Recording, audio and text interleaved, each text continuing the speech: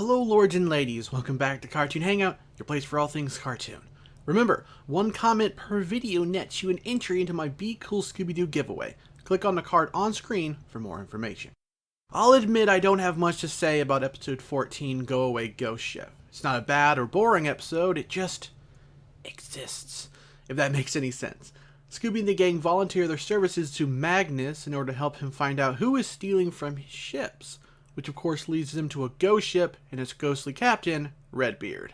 Another one of Scooby's more iconic villains, Redbeard's actually appeared more than once within the franchise, which I think is more proof of his iconic nature, despite really just being a simple pirate design that is reused in a later iteration. I think what really sets him apart, thanks in part to his voice actor's great portrayal, is his presence and the threat of danger he represents. While in the early review I noted a monster that could have killed the gang, this is the first official time in the series they were threatened with actual death.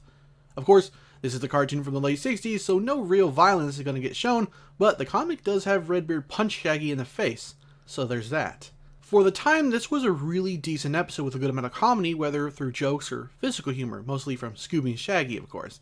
By today's standards, it probably wouldn't be seen as very good. In the end, while I recognize how fun this episode probably was, I didn't enjoy it all that much. And it wasn't even the errors this time, I just didn't feel that strongly towards it. I liked Redbeard and some of the jokes in the episode were funny, including there being just the most realistic scene shared between Daphne and Velma that made the former feel much more human than she had so far on the series. For a ghost ship, there sure aren't many ghosts around.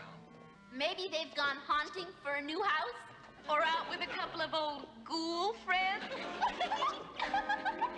The 1969 series is classic for a reason, and certainly beloved by many, but it was only just the beginning and the characters hadn't yet had much in the way of personality infused into them. Scooby and Shaggy are easily the most defined, even at this juncture, but the other characters can come off a bit stiff.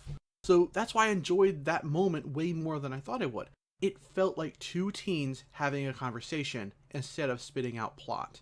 And that's all I really have to say on Go Away Ghost Ship. It's not the best Scooby-Doo episode of the season, even with one of its most iconic foes on display, but it still retains that classic flair, and there are certainly things you'll enjoy about the episode. Just maybe not in general.